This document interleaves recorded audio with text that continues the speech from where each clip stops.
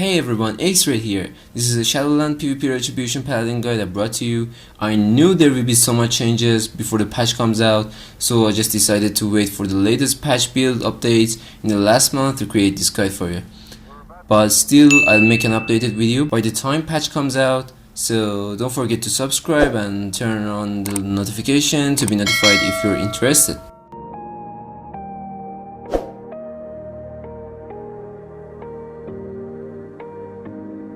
I'll do my best not to spin out, and I'll just try to speak about the best choices and relative reasons. Here's a list of things we're gonna have a look at. Overview, races, talents, covenants, soulbinds,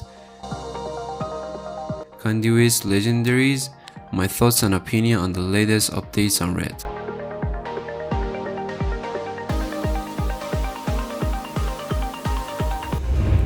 The question is, how Red Pallies have changed from BFA to Shadowlands? Well, the answer is simple. As you can see in this unbelievable burst from Pikachu, high rated Red PvP player in BFA, Red used to have the highest burst in Arena, using the guarantee Templars where the critical strike, length from Avenging Graph cooldown, lining up with the increasing damage taken debuff on the target, and the playstyle was around finding the best spot to ground the healer using CC Hodge and bursting down the kill target. Red Pally's weaknesses were their low mobility, lack of percentage defensives in order to wall moderate kill setups, not to waste big defensive CDs like Divine Shield, Blessing of Protection. However, in Shadowlands Retribution stays again among top burst specs in the whole game due to their new and redesigned talent, Execution Sentence, Seraphim, and Final Reckoning, which I'll explain them later. To cover the lack of mobility, Reds got some conduits similar to trades we had, which increases your divine steed duration by 50 to 100%, meaning you'll be riding your steed for 6 seconds. And also there's a covenant ability which turns you into a Vulpin, increasing your movement speed by 50% for 12 seconds and blinks you up to 15 yards, and every 4 seconds you can reactivate the ability to blink again. There's also a couple of new things Red can do to bring higher utility to their team, including sacrificing allies, unlimited War of Glory with massive healing makes you an off-heal king, and having Shield of Righteous baseline as Retribution, which can give you up to 40% armor for 5 seconds costing 3 holy power, is a great way to wall melee heavy burst specs anytime you want using the weapon swap macro. All these changes shifts Red back to the old playstyle they had in previous expansions, and even further than that, you'll be experiencing acting more of a support role while having massive amount of burst once a while to finish the arena. And unlike we always were doing low consistent damage while not having advantage of wings uptime, Reds have good sustained damage in the same situation thanks to the new talent named Final Reckoning, which has a high chance on your attacks abilities to do holy damage to your target and force the target to take additional holy damage from holy spenders.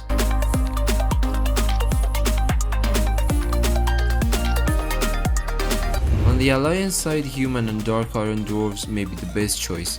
Human racial acts an important role in Shadowlands PvP due to the new revamp of Honor talents, forcing players to buy medallion trinkets. And only Human race allows us to use 2 offensive trinkets at the same time. Also, the stats passive boosts your character a lot by the time last season comes out. Alternatively, Dark Iron Dwarves also provide you with a strong ability called Fireblood to have a half defensive offensive cooldown, removing all debuffs from you and granting massive amounts of stats instead for 8 seconds. As you may have heard from famous high rated Red Paladin players, this spec suffers from not having a percentage defensive ability facing magical specs, making them too vulnerable to classes like mages, warlocks, and priests. By this option, you can remove any stacking debuffs, disturbing the enemy from their burst and counter-attacking daughter specs like Affliction Warlock or Shadow Priest. Also, a new Covenant ability called Mind Games given to the priest is a massive game changer ability which reverses healing and damage dealt to the target, meaning if you're trying to save your ally healing them, your healing turns into dealing damage. And by far this racial ability is the most useful ability as a DPS I've ever seen to escape from such kill setups. On the Horde side, respectively, best races will be Blood Elves and Zandalari Trolls. Blood Elves are the only option which give you access to mass purge nearby enemies, and when it comes to PvP there are lots of important buffs you can purge, resulting in game-changing outplays. Buffs such as Blessing of Protection, Temporal Shield, Soul of the Forest, Big Powerful Shield absorbs, using Rapture cooldown, etc. Zandalari Trolls allows you to have an RNG 5% critical buff, which is the best load to choose for red, and provides you with a 5-second cast spell to fully heal you, which can be interrupted by taking any damage. However, this ability is still useful when the enemy doesn't have you in their line of sight when you're casting regeneration. There's also a famous combination of the regenerate ability with the Divine Shield, as you may have seen before. Now let's go through talents. In the first tier, choice will be easily execution sentence in 95% of the situations, including AoE and single target builds. It's your most important ability to one-shot or to do higher amount of burst even if enemy is walling. For the second tier, Blade of Wrath seems to be the best selection to generate more holy power, allowing you to spend more holy powers to even increase your execution sentence final burst. And in the next tier, Fist of Justice is the most useful one among the others, which is picked in most of the matchups. However, Blinding Light remains also a viable option if you're playing with a rogue, especially a sub one, since the blind effect immediately forces your target out of combat, allowing the rogue to stab him afterwards. But also Repentance is picked if you're suffering from limited amount of CC in your team. On the fourth tier, both Unbreakable Spirit and Cavalier talents are viable choices. Unbreakable probably the best choice for more durability in long-lasting arenas or for higher rated matchups, and Cavalier to have additional mobility in double DPS or fast-paced arenas. Eye for an Eye is, in my opinion, must only be picked if you're facing double melee or both aspects of warrior. Your choice in the next tier depends on your playstyle and the selection is not mandatory. However, Seraphim at the first look or Holy Avenger on the second hand is my advice to you. Since race burst involves around every minute, Seraphim is a viable choice to ramp up everything you want to make a kill attempt with an execution sentence. However, Holy Avenger is still a decent option to choose, especially when playing double DPS, allowing you to increase your holy power generation, to do higher burst, or to keep your team alive for at least 20 seconds. Divine Purpose also is another decent selection you can make to create an RNG free holy power spender opportunity, which will increase your consistent damage, but be aware RNG is RNG, so sometimes you rock and sometimes just odds are against you. On the next tier, the only go-to talent is Healing Hands. Since Justicar's Vengeance got nerfed to ground completely in Legion, in BFA, and Selfless Healer can't even compete with the new War of Glory along the Healing Hands talent, and that's all. On the last tier, which is the most important as always, Final Reckoning seems to be the choice. Reason behind this selection is because not only it brings high burst potential, but also the passive helps you to have more consistent damage, and the 1 minute cooldown allows us to line it up with the execution sentence and Seraphim to blast every single minute. Since in the first season stats are pretty low, we may not see so many reds picking Crusade, but when it comes to the final seasons, Crusade is always a good choice. But as I said, I won't recommend picking Crusade early, and Sanctified Wrath is a complete PvE choice in my opinion, and it's out of the discussion. For threes, Lawbringer, Blessing of Sanctuary are somehow mandatory talents you should have. Lawbringer because of the big damage bonus, and Blessing of Sanctuary to free your healer from stun, fear, silence effects whenever you catch him in trouble. As you know, in BFA we used to have Conflict and Strife Essence, which gave us Unbound Freedom talent, letting you to have much more mobility and even gifting mobility to your allies at the same time. But in Shadowlands, since we are no longer able to use our legendary neck, this talent may be chosen as the third PvP talent if you're struggling to reach your target, or Law and Order instead if you need to control your enemy's movements more than trying to catch them. Under hard circumstances, if your healer doesn't need Blessing of Sanctuary, Law and Order could be a good option to be replaced to the Blessing of Sanctuary. With the new changes to PvP talent, there's a special build for BGs which I'm super excited to talk about, and the build is like having Vengeance Aura plus Aura of Reckoning, plus ultimate retribution and retribution aura. And this is how it works. All allies under your retribution aura help you to smash your enemy's bones. Actually, this build makes you a monster in battlegrounds, especially when doing cleave damage among more than 5 targets. If nearby allies take damage, you gain plus holy damage done, critical chance, you gain stacks of reckoning, and at 50 stacks you gain avenging graph. If any of your allies drop below 30% HP, you gain avenging graph. If any of them dies, you gain avenging graph again and again and again. That's how you rock with permawings.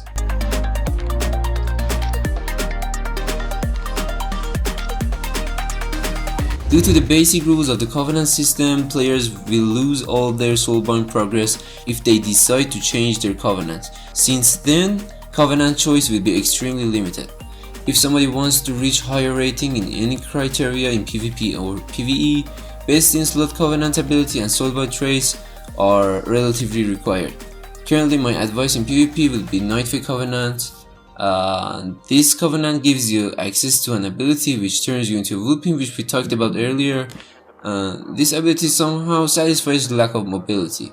The other ability has 45-second cooldown, and each time it gives you specific buffs which are symbols of seasons and cycle after use. Spring increases your healing done by 10% and healing taken by 20%. Summer gives your attacks and abilities to have 40% chance to do 30% additional holy damage. Autumn allows us to recover 30% faster cooldowns.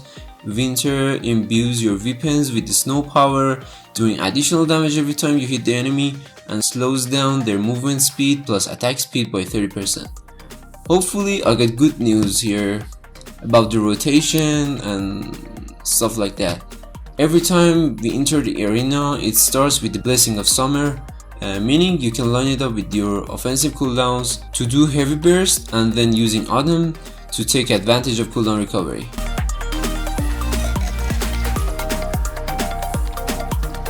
Soulbinds are like talent trees with different traits which you must choose one out of 3, and there's no penalty or limit on swapping over Soulbinds. Currently, after the change Blizzard made to Soulbinds, I recommend picking Corine Soulbind as it has the most useful traits in PvP, including Wild Hunt Tactics, which increases your damage done to higher health targets and your healing to lower health targets.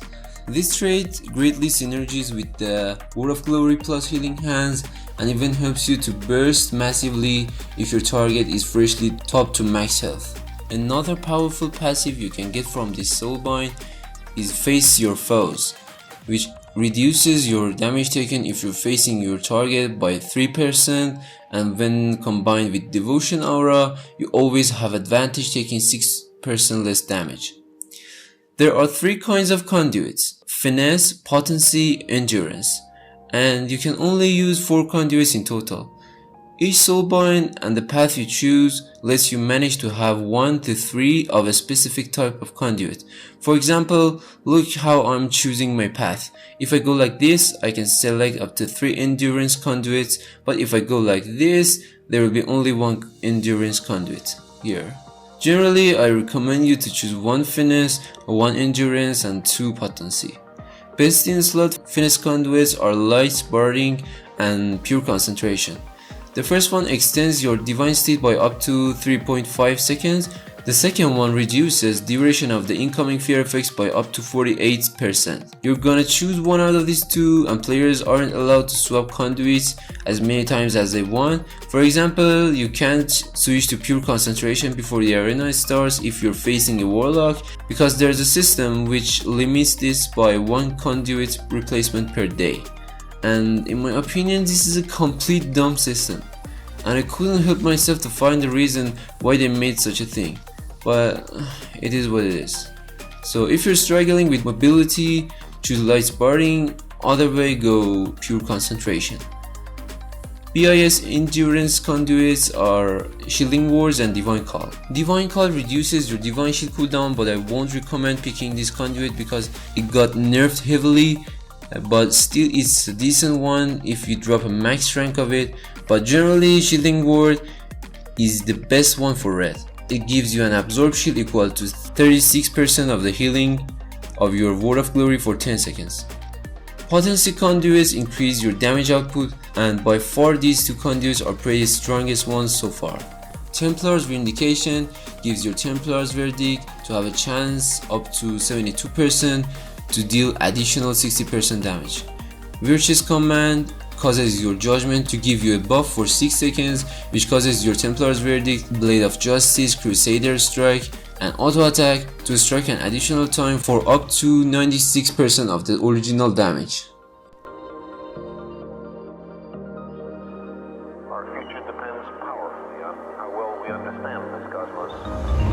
Currently, best legendary in PvP is Final Verdict, since Red always used to have mobility issues, and this legendary again takes part to help us with the lack of mobility. You can't imagine how this legendary helps you in PvP until you feel it. When I came back to BFA after playing beta for a month, and I was like, I'm missing the legendary and had to stick to the target to use my Templar's Verdict, it was just like a pain in the neck. But as soon as season 2 comes out, if they let us to have 2 legendaries, insane combinations may appear, which requires completely a separate discussion. Also, there's another legendary called Uther's Devotion, which reduces cooldown of your blessing spells by 1 second per holy power spent, which is predictable to see later during the season in higher rating arenas. You may think 1 second is too little, but let's do some calculations. This means every Templar's Verdict or Word of Glory reduces 3 seconds cooldown, and comparing to Blessing of Freedom, you need to do only around 4 to 5 TVs, including holy power generating globals, to reset its cooldown. And not only it brings much mobility to you, but also it brings so much utility, since you can use your sacrifice and buff more often. Okay, let's sum up. Last words. Red is currently among top specs in the beta, but as we know, Blizzard always tunes damage and healing done before the release of the expansion. And yesterday we got some damage buffs and nerfs. Execution Centers no longer can critically hit, and its initial damage and final reckonings increasing damage debuff got nerfed. But we got a 4% flat damage buff to all abilities. About Execution Sentence, I must say that it was completely right, because I swear I once did 30k crit with my Execution Sentence and the body got instantly wiped while having maximum HP, and it was dealing too much damage. Talking of other nerfs, if you have seen streamers playing beta, you must have felt that games were going so fast and people were instantly dying from nothing, and it was a bit unbalanced. With the burst nerf and the flat damage buff, Blizzard is trying to lower the tension of the burst a bit, but instead increasing our constant damage to get less dependent to our Avenging Wrath cooldown. There's a question many of you may ask in the comments, and it's, can we see Red in high rating arenas in Shadowlands? And my answer is yes. The only thing Red is missing now is the ability which I informed you, called Divine Protection. Red's weakness still revolves around being too much vulnerable to magic casters. Whenever they see you on the opposite team, you instantly get trained till the arena ends, and you have nothing to do to help your healer to save yourself except using Divine Shield once every 4 to 5 minutes. And your Shield of Vengeance is just like a toy which gets instantly destroyed after popping. I know Blizzard is not adding the spell to Red, it's never gonna happen. The only solution that comes to my mind for this problem is Divine's Call Conduits. By choosing Unbreakable Spirit talent, Divine Shield's cooldown will be 3 minutes and 30 seconds. If you have rank 15 Divine Call Conduit, every 20 seconds Divine Shield's cooldown gets lowered by 5 seconds. This means we can lower the cooldown to 2 minutes and 40 seconds, which isn't that bad but acceptable. But as I know, max rank conduits don't drop in the first season, so I'm not sure if it's gonna happen in the following season. Hope you guys enjoyed watching the guide. If you've come so far and you haven't subscribed yet, please do me a favor and hit the button. Feel free to ask anything about Red. If I haven't mentioned the subject, I always answer all comments. Peace.